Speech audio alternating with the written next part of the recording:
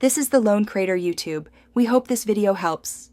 You start by making sure you're signed into the exact account used for purchases, otherwise the store can't match your receipts.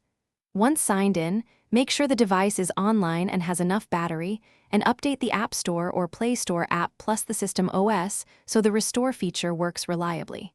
Why? Because account mismatches and outdated software are the most common blockers. Now, open the store app and go straight to your purchases or subscriptions list to begin recovery. You'll now locate the specific restore controls. In the App Store, tap your profile, then Purchases. In Play Store, open My Apps and Games and Library.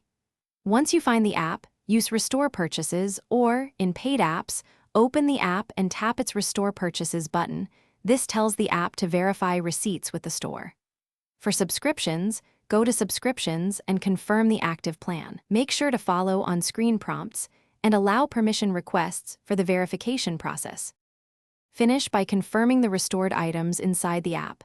Sometimes you must restart the app or the device to refresh entitlements. If content is still missing, sign out and back into the store account, clear the app cache or reinstall the app, and then repeat the restore process. These steps refresh local data vs cloud records.